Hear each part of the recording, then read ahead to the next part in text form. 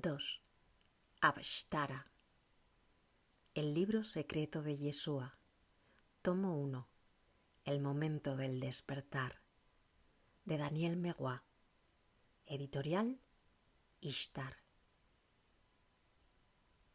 Cuando por primera vez aquel instante volvió a mi memoria, comprendí que algo en mí ya sabía todo lo que eso significaba. Sí, era un templo. Pero no era la construcción en sí lo que identificaba detrás de mis ojos cegados por el sol, sino esa especie de luz discreta y elocuente que sólo el sagrado sabe emitir. Lentamente nos fuimos acercando. Algunas personas manifestaron cierta desconfianza ante nuestra llegada. Me dijeron muchos años más tarde. Por esa razón no nos fue tan fácil cruzar el umbral de aquel lugar. También porque ninguno de nosotros hablaba verdaderamente la lengua de la zona. Fue necesario que mi padre tuviera la idea de mostrarles el anillo que adornaba el dedo índice de su mano derecha y la estrella de bronce de 8 puntas que llevaba siempre colgada de un cordel sobre su pecho.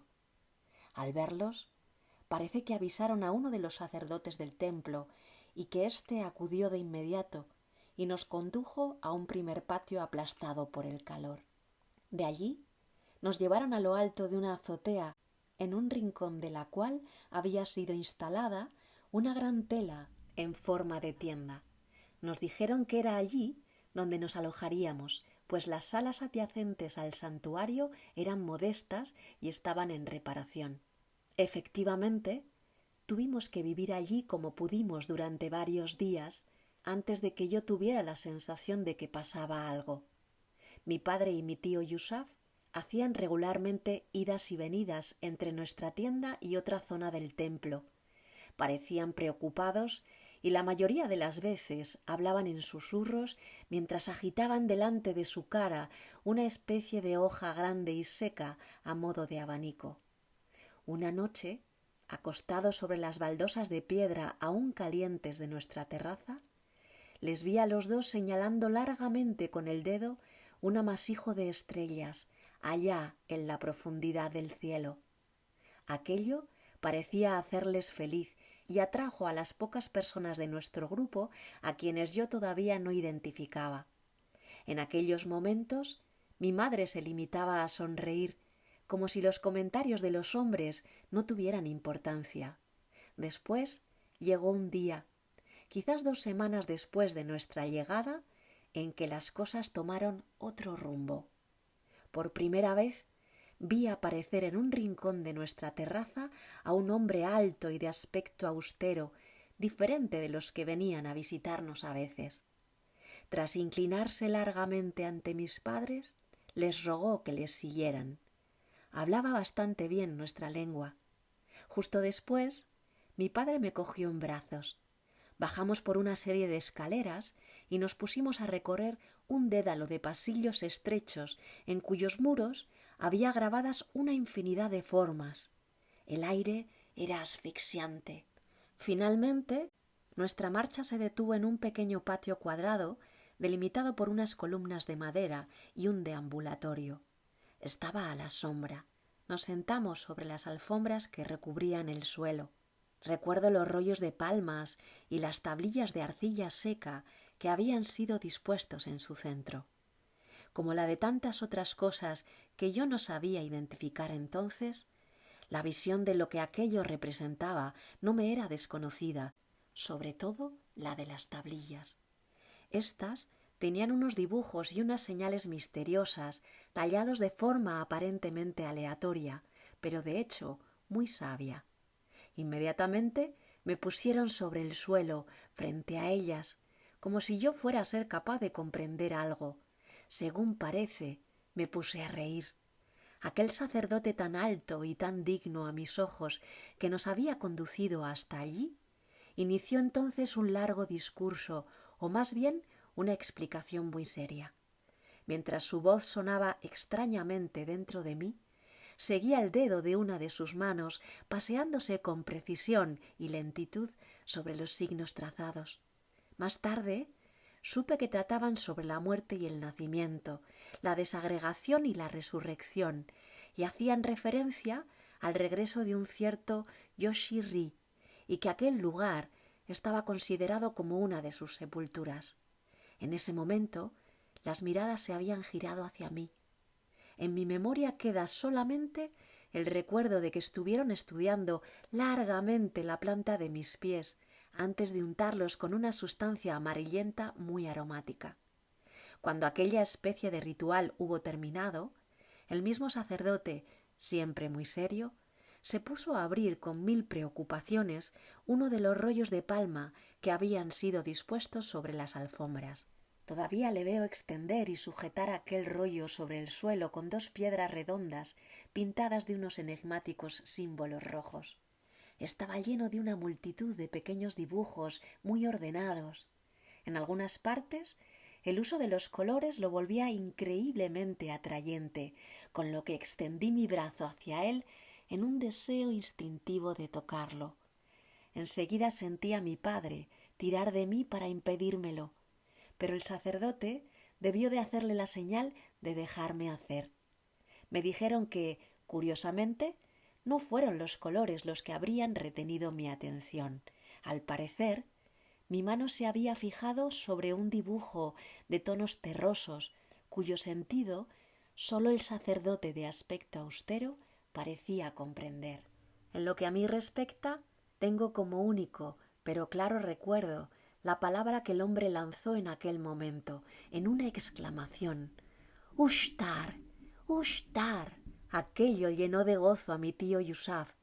¡Ushtar! ¡Ushtar! Retomó a su vez.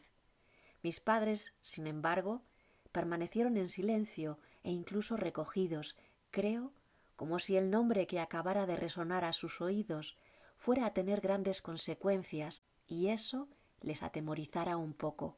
Entonces, unas largas letanías se alzaron bajo las volutas de Benjuí que un joven sacerdote se esforzaba en hacer subir hacia el cielo. Me dormí entre ellas, acurrucado contra el pecho de mi madre, en paz, pero sin atender el origen de aquella paz. Cuando emergí de mi sueño, nos encontrábamos sobre la terraza más alta del templo. Era la primera vez que podía contemplarlo en toda su extensión, con su muralla y sus 5 o 6 pequeños templos secundarios, modestos, la mayoría desprovistos de ornamentos.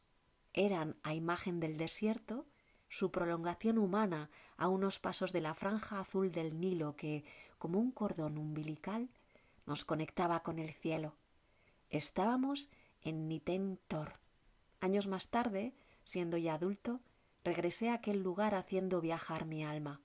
Era más vasto y unos escultores se esmeraban en decorar sus columnas con el rostro de una divinidad cuyos atributos eran los de una vaca. También los pequeños templos que se sucedían entre sus muros habían sido embellecidos y varias mujeres, ricas y pobres, estaban entre ellos para dar a luz. Me hubiese gustado volver allí. Era dulce y solemne. Fue a una de aquellas modestas construcciones donde me condujeron al día siguiente de haber evocado el nombre de Ushtar. Aquello sigue grabado en mí. Las primeras luces del alba apenas despuntaban en el cielo. Lo que me pareció ser un gran número de sacerdotisas entonaban unos cantos de acentos muy cautivadores. Nada más entrar, mi madre recibió la petición de hacerme pasar de brazo en brazo por cada una de ellas.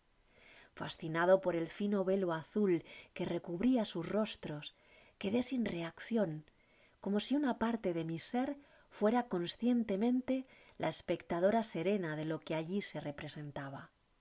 Finalmente, mi madre me retomó en sus brazos y fuimos conducidos a otra sala en cuyo centro otras mujeres alimentaban un brasero dispuesto sobre el trípode de metal. El humo de las brasas se escapaba por un agujero circular practicado en el techo. El aire era casi irrespirable, cargado de toda clase de perfumes. Afortunadamente, proseguimos nuestro camino hacia una tercera sala. Solo tras pasar su umbral, sentí que allí la atmósfera era particularmente solemne. Alrededor de una majestuosa vaca blanca había 3 hombres y una mujer. Todos me parecieron de cierta edad, pues sus rostros tenían la textura de cuero viejo y arrugado. Llevaban solo un largo paño de lino blanco, decorado por un ribete escarlata. Una cuerdecilla, escarlata también, les colgaba del hombro derecho hasta la cadera derecha. Era la marca de su sacerdocio. La mujer tenía la cara y el busto enteramente cubiertos de ceniza. Mis ojos no pudieron evitar detenerse sobre la espléndida vaca que parecía ser objeto de atentos cuidados. Sus enormes cuernos habían sido recubiertos de oro y habían decorado su cuello con un impresionante collar de flores rosas. Atado a un pequeño pilar de piedra, el animal no se movía, posiblemente molido por el ritual del que había sido objeto. Frente a él iniciamos una espera silenciosa. Por un tiempo bastante largo, la ceremonia pareció limitarse a unos salmos. Luego, finalmente, la sacerdotisa empezó a dar la vuelta alrededor de la vaca con paso rápido, mientras la iba rociando con agua. 5 vueltas, 6 vueltas quizá. Aquí de nuevo, ninguna reacción. Súbitamente la oficiante se detuvo, posó una mano entre los cuernos del animal y empezó a titubear como presa de un malestar. Entonces los 3 sacerdotes se separaron e imperturbables la dejaron derrumbarse sobre el suelo. Sin que aquello les sorprendiera tampoco en lo más mínimo, mi padre y mi tío Yusaf se pusieron a un lado. Durante ese tiempo mi madre me sostenía entre sus brazos, con mi espalda apretada contra su pecho, como para invitarme a no perderme nada de la escena. Todavía siento el calor de su aliento acariciando la cima de mi cabeza. En una de las salas que habíamos cruzado anteriormente, los cantos empezaron de inmediato a subir de intensidad.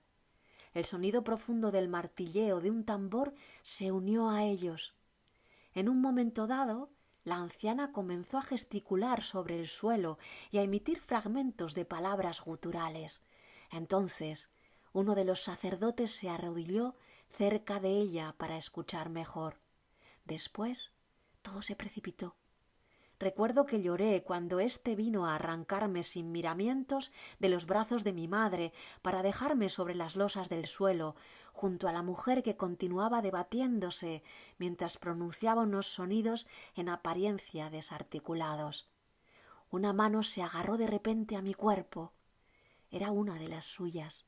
A mi contacto, la sacerdotisa en trance se calló al instante y yo también. Entonces, un silencio bastante largo se instaló en la sala, un silencio que la anciana rompió al pronunciar con claridad 2 o 3 palabras. Enseguida, alguien se puso a agitar Benjuí encima de nosotros, que seguíamos tumbados en el suelo. Después, uno de los sacerdotes se me llevó, con delicadeza esta vez, hasta el fondo del naos y me depositó entre unos objetos y unas tablillas de arcilla parecidas a las del día anterior. Con mi cara contra el suelo oí sus pasos alejarse y después los de otras personas.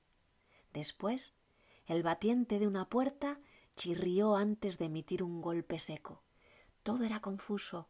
En la penumbra apenas veía. ¿Dónde estaban mis padres? Por primera vez no sentía su presencia. Sin embargo, todo miedo estaba ausente de mi alma. Era la proximidad de los objetos y de las tablillas lo que estimulaba mi curiosidad naciente, o era algo más profundo lo que me animaba. Sin duda uno y otro.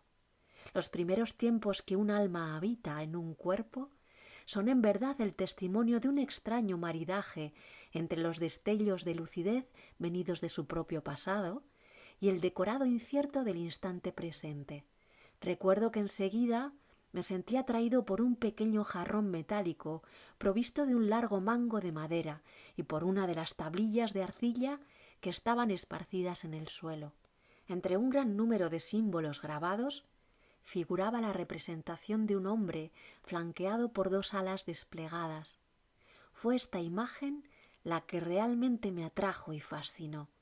Repté hasta ella, me tumbé encima y acerqué hasta mí el jarrón de mango largo. Recuerdo que me sentí increíblemente bien así, de algún modo colmado, impregnado de quietud e incluso feliz. Aquellos momentos duraron un buen rato, me parece, y ciertamente fueron para mí muy placenteros. Cuando un sacerdote acompañado de mis padres vino a buscarme, había logrado sentarme en el suelo y me divertía ejecutando unos gestos muy precisos con mis manos, como acariciando lo invisible. Viajaba por alguna parte de mí, tan lejos de todo que ni siquiera me di cuenta de que me levantaban del suelo. El resto de la jornada no son más que imágenes confusas y brumas de la conciencia. El sentimiento de completitud y felicidad que se habían apoderado de mí durante unos instantes frente a aquellos objetos se durmió al igual que mi cuerpo acurrucado contra el de mi madre. Queda en mi memoria el recuerdo fugaz que me sentaron y me mantuvieron así sobre lo que debía ser una especie de trono de piedra, ante una asamblea de hombres y mujeres que cantaban. Después, nada más, hasta una difícil noche de insomnio pasada en brazos de mi padre, recorriendo de un lado a otro nuestra terraza. Tras aquellos acontecimientos, mi familia no se quedó más de 3 o 4 días en el templo de Niten Tor. Hubo frecuentes abluciones en las riberas del lago sagrado situado detrás de los edificios, muchas flores lanzadas en su agua y muchas conversaciones animadas a la sombra de las palmeras que allí crecían. Años más tarde, cuando estuve en edad de comprender, mi padre y mi tío Yusuf, solemnemente reunidos para la circunstancia, me explicaron lo que había sucedido en aquel entonces en Niten Tor, en el país de la Tierra Roja. Mucho antes de mi nacimiento, mis padres habían recibido una serie de señales que les hacían presagiar que el alma que pedía venir a través de ellos era vieja y portadora de un destino singular, propia a manifestar una multitud de cambios. Inmediatamente la noticia circuló entre los hermanos mayores de nuestra fraternidad y se resolvió que se me sometería sin demora a un estudio profundo por parte de ciertos sacerdotes y después a una serie de pruebas con el fin de identificar eventualmente mi alma. El templo de Niten Tor, con sus sabios de renombre, consagrados desde siempre a los nacimientos, era el que más se prestaba para aquel ceremonial.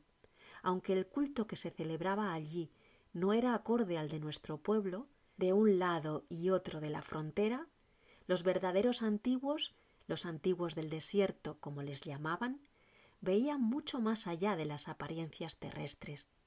Conocían la verdad según la cual, en su cúspide, todas las almas humanas hablan la misma lengua y veneran al mismo sol. Así, tras haber examinado largamente los astros, escrutando detenidamente el corazón de unas tablillas muy antiguas, después que una sacerdotisa hubiera pronunciado un nombre rabino a la memoria del invisible y que mi alma, revistiendo su cuerpo de lactante, hubiera reconocido sin vacilar, entre una serie de objetos, un jarrón destinado a la ofrenda del fuego y la silueta de un hombre alado, se anunció un hecho.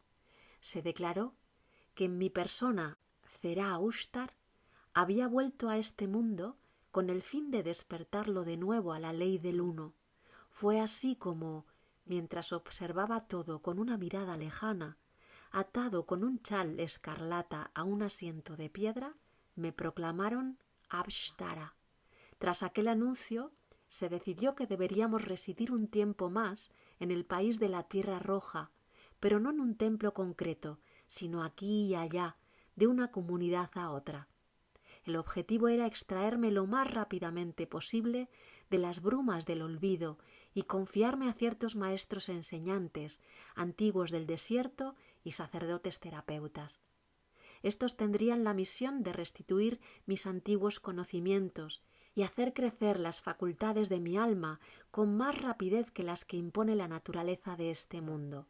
Por esa razón, el periplo de nuestra familia debía prolongarse un poco más, pero en realidad ese poco más Acabó siendo 5 años cumplidos. Guardo en mi memoria la huella como de un periplo poco fácil. Vivía con la sensación, que volvía por oleadas, de asfixiarme en un cuerpo demasiado pequeño y dependiente de todo, y también con la certeza de comprender mucho, pero sin lograr saber ni tampoco decir. Una prueba de interiorización y de paciencia obligadas que fueron para mí un auténtico fertilizante. De comunidades de terapeutas a pequeñas fraternidades de sacerdotes, de ermitas a pueblos. Vivimos así desde el margen oriental de Tebas hasta el delta del Nilo. El anillo en forma de sello que habían entregado a mi padre a modo de recomendación no nos fue muy útil por mucho tiempo, me dijeron. La noticia de la presencia de un joven Avastara y de su familia corría más rápido que nosotros de un noma a otro, y gracias a ello las puertas se abrían por sí solas. Fue en las proximidades de la ciudad de Alejandría donde permanecimos más tiempo. Los maestros y enseñantes susceptibles de iniciar mi instrucción de forma adecuada eran allí más numerosas que en otras partes. Sé que tuve que aprender primero a reconocer la función de los diferentes objetos rituales con los que me rodeaban continuamente y hacer lo más rápidamente posible el aprendizaje de su uso. Una de mis primeras sensaciones fuertes y significativas fue la de lograr agitar, cuando todavía no podía sostenerme sobre mis 2 piernas, un pequeño quemador de perfumes sobre un embrión de altar improvisado a ras de suelo.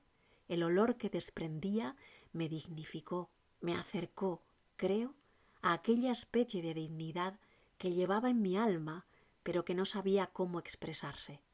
Fueron aquellos gestos, sobre todo los gestos sagrados, los que estimularon mi conciencia y mi memoria, y sin duda también los empujaron mi cuerpo a enderezarse rápidamente. De hecho, todavía no hablaba y ya me mostraba capaz de realizar algunos rituales sencillos: bendecir un objeto, un lugar, hacer una ofrenda al fuego, al agua, ofrecer pétalos de rosa a la luz del sol cada mañana. Todo aquello me hacía feliz. Al menos así fue hasta que me di cuenta de que aquellos gestos y disposición de espíritu tan espontáneos en mí atraían a una cantidad de curiosos cada vez mayor. Recuerdo que me escondía cuando mis piernas ya eran lo bastante fuertes para sostenerme. Encontraba siempre la forma, casi con placer, de hacer lo que me parecía una broma para poder reunirme tranquila y separadamente con mi Padre, el de los cielos. Sí, fue en esa época de mi primera juventud cuando la idea de Padre, de su principio, a falta de otra que yo pudiera pronunciar, surgió de mi corazón. Los gestos que me gustaba ejecutar me acercaban a él, a Ogún. Ogún era lo único de lo que estaba seguro y también casi lo único que me motivaba. Mis padres, por su lado, asistían a todo ello con la mayor discreción y también con la mayor humildad, a pesar de las muestras de respeto e incluso de honor que les eran constantemente prodigadas. Ofrecían sus servicios a la medida de sus talentos y llegaban incluso a veces a oficiar siguiendo los rituales de nuestra cultura. En cuanto a mi tío José Yusuf de Ha Ramat Haim, había tenido que irse justo después de nuestra estancia en Niten Tor. Mi tío dirigía un importante negocio y poseía barcos en Jope. Fue durante aquel tiempo cuando, poco a poco, comprendí que los de nuestro pequeño grupo, que habían permanecido en la sombra desde que abandonamos la aldea, eran 4 de los hijos que mi padre había tenido de una primera esposa de la que había enviudado. 2 de ellos, los mayores, se marcharon poco antes de nuestra llegada a proximidad de Alejandría. Debían llevar noticias nuestras a Galilea. Los meses y años fueron transcurriendo entre prácticas y estudios en medio de la naturaleza desértica, bajo el ardor del sol o en el interior de estancias de paredes de ocre y de cal, a veces también en lugares subterráneos. Me enseñaron los ciclos de la vida, de la naturaleza y del ser humano.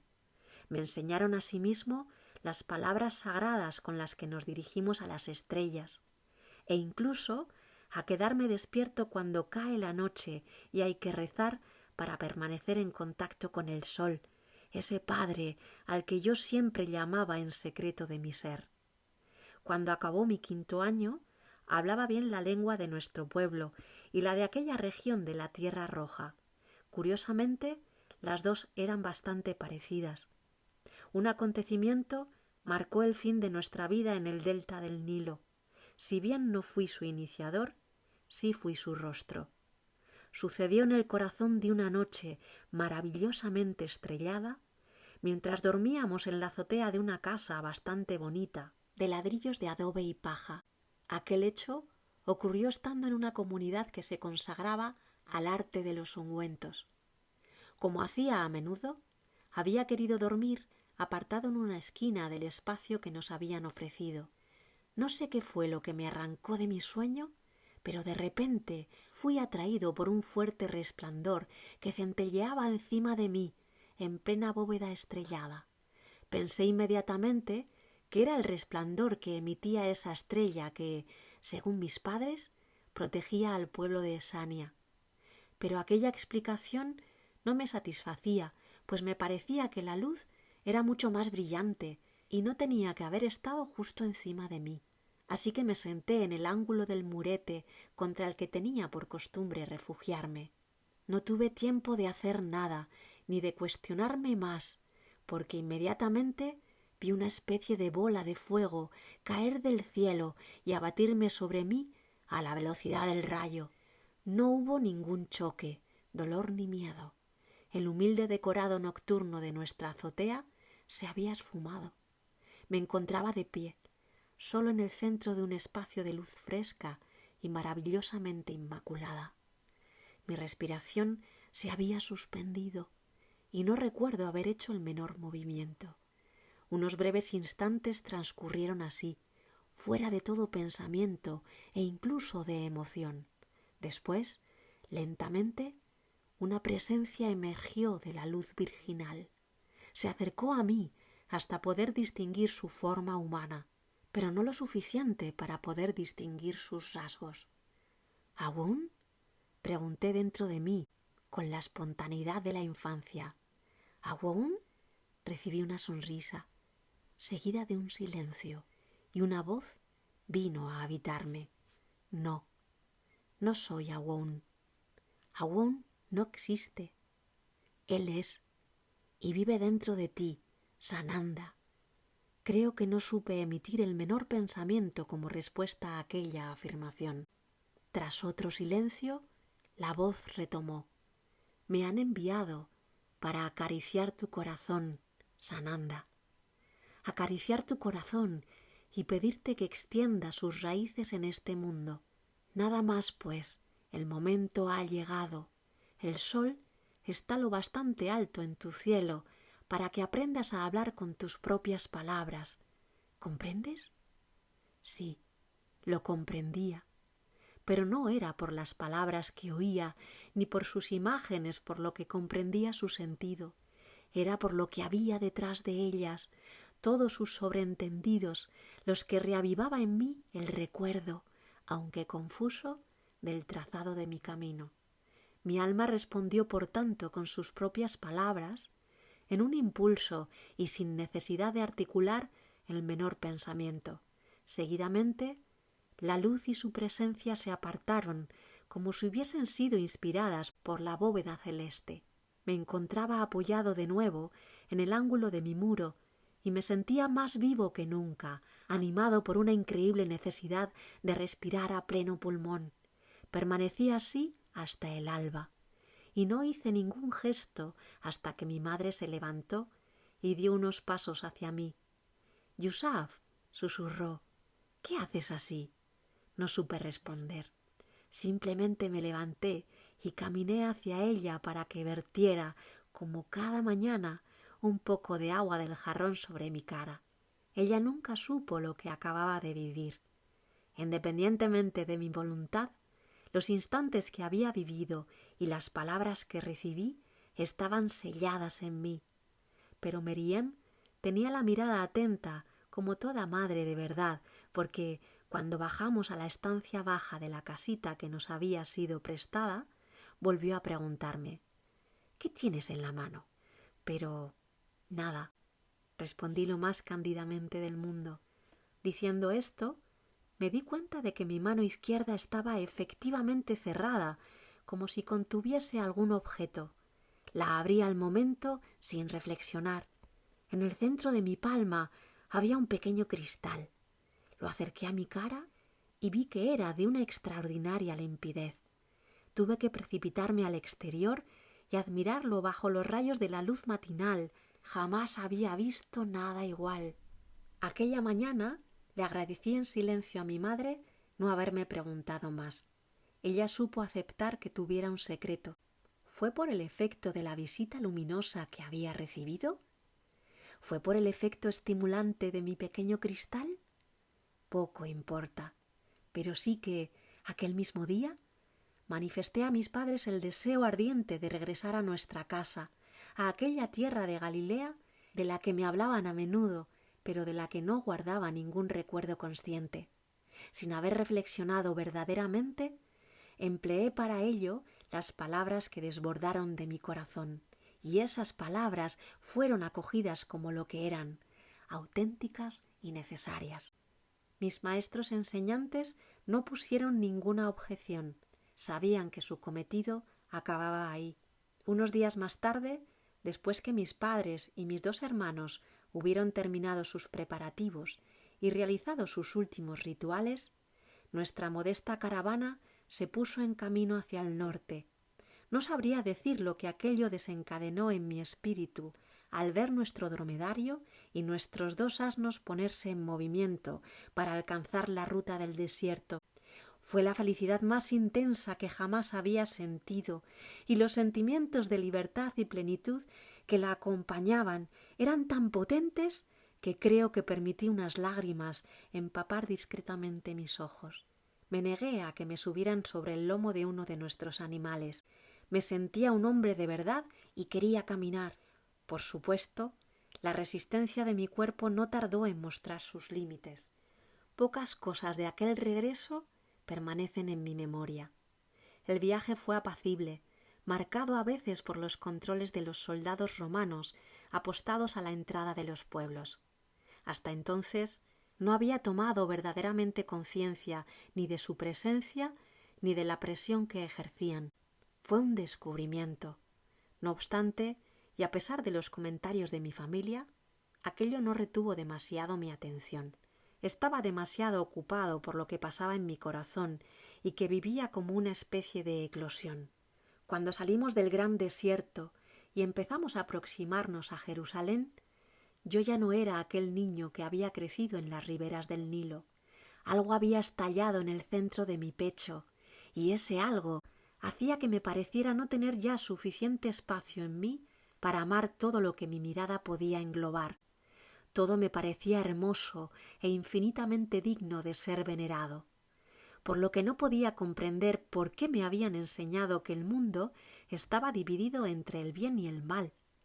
Era el único interrogante que me atravesaba de vez en cuando, ya que incluso el más anodino de los rostros que encontraba por el camino me hablaba de la presencia de Awoun.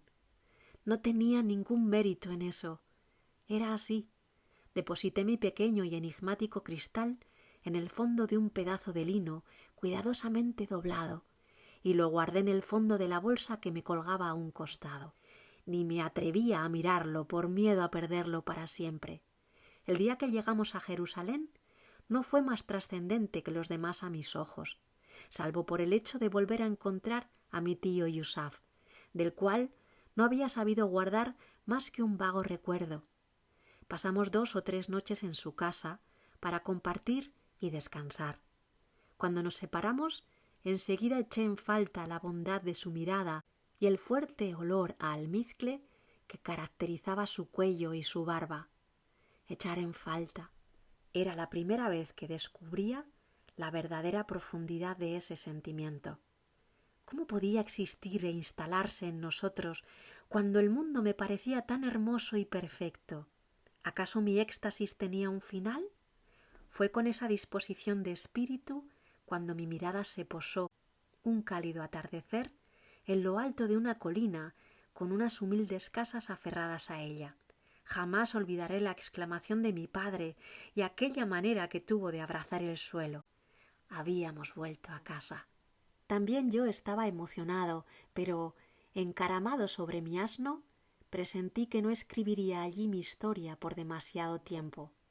Aún, padre, me oí murmurar, plántame allí donde tenga que estar y préstame tus palabras.